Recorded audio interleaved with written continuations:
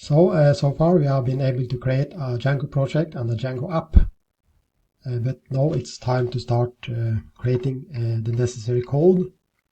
So the first step in this Django model, this model view template model that is important in Django, we start by creating a view. And as remember in the previous part of this tutorial, we was entering this URL to start the Django project itself, but when we try to do this /company, which is in this case the company is the name of our Django app, we got this warning or error message, page not found. This is because we haven't created the necessary view yet. So basically now we are going to create a view called company. And since it's time to start coding, we need to have this code editor. And as mentioned earlier, we are going to use Visual Studio Code in this project. So then basically I just find my Visual Studio Code editor here.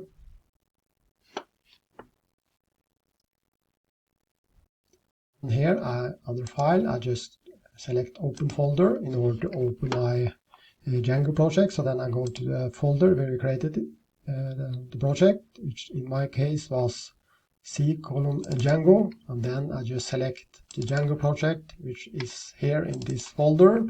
And as part of this Django project, you also have the company Django application. So I just select folder and then just trust it. And then all the necessary folders and files is now here on the left side in this Explorer, which is part of Visual Studio Code. So then we have the Django project here, and here in the subfolder company we have the files for the Django app itself. And let's start by creating a view. So to make sure that this URL is now working, then basically we go find the folder for the app, in this case company, and then we have this views.py. I just open it like this. And also part of Visual Studio Code, we also can use the built-in terminal. So I can click New Terminal, and then I get access to the terminal here at the bottom. So I can use this terminal, or I can still use this command prompt. But now I have the option, and I have everything here in one place. I have the folders and files here on the left side. I can click on the different files and open and edit them here, and I can use the terminal here in order to run different commands, start the web server, etc. And so far this file views.py is more or less empty, and here you have this comment create your views here. And basically the views in Python is basically just in Django is basically just Python functions. So then I can start by defining a function, and in my case I want to call it company. And then, as mentioned, these views get a request from the web browser and then send back an HTTP response. So then typically we need to include a Python library here on top.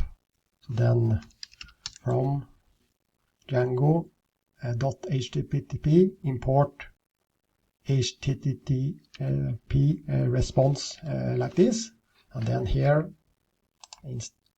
we can return this HTTP response, which is the response back to the web browser. And then we can start very simple. Typically here you link to the template, but we haven't started to create any template yet. So then basically you can also start creating some pure HTML code here. And basically I can just type hello world, or I can call it company web site or whatever, like this. So now we have been created our first view. It's called company, and it's no more than an ordinary Python function. The input is a request that comes from the web browser, and every view needs to have a request that comes from the web server, from the web browser, and then it needs to return an HTTP response, which is basically just pure HTML code. So far we have just entered the the HTML code directly here as a text string, but later we will change it and link it to a template that we are going to create later. But so far, just type here company website or something, and then just click save.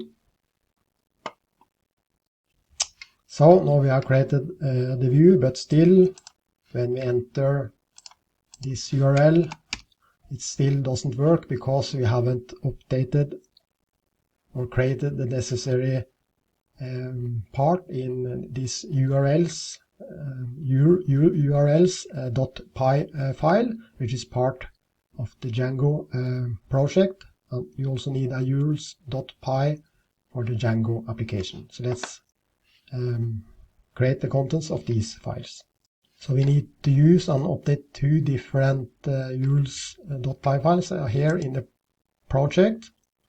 There exists a urls.py file, but here in the company app there is no urls.py file, so I just need to create it manually. So then I just right click here on company, create new file, and then just enter urls.py in order to create that file.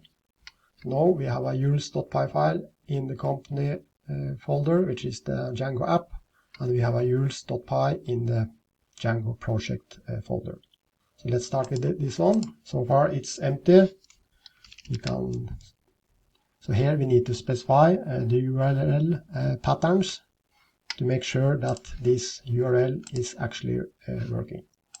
Then I'll just start by type from to import the necessary libraries. So then Django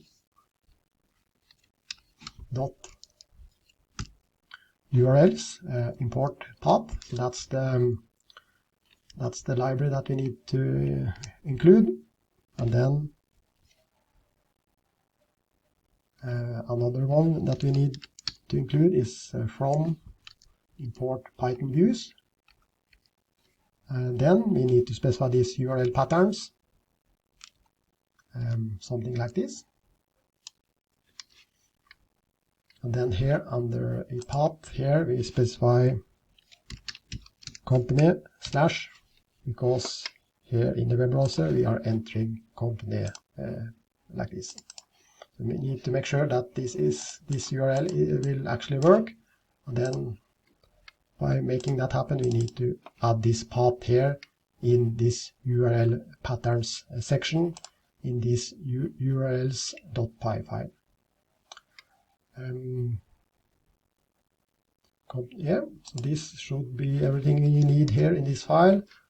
Then we need to open this second urls.py file, which is part of the Django project. It includes a lot of code here. I can just delete these comments to make it cleaner.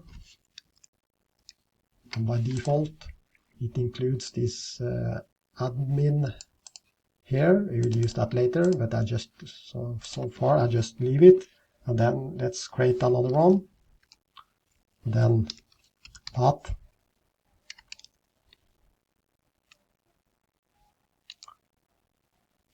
Something like this. So then I just specify empty here, and then include company.urls like this. And that basically just refer to this file here. So now we have created two different urls.py file, one for the company application and one for the Django Project 1 Django application, like this. And you see you get a warning here for this include, so then also how to import path, comma, include like this. And now you see the code doesn't give this warning anymore.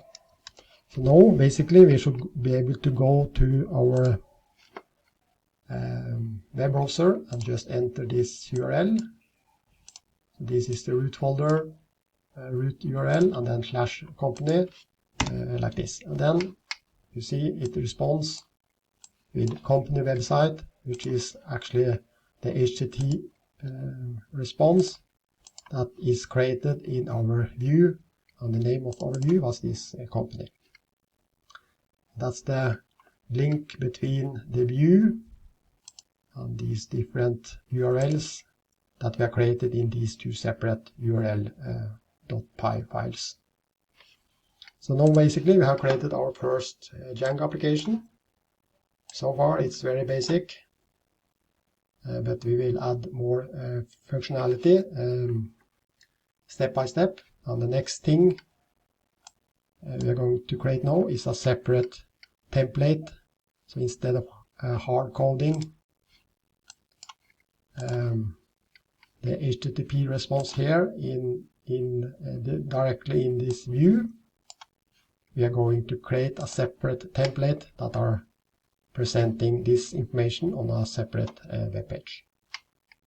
But that's in the next section, where we are going to create the necessary template for this Django web application.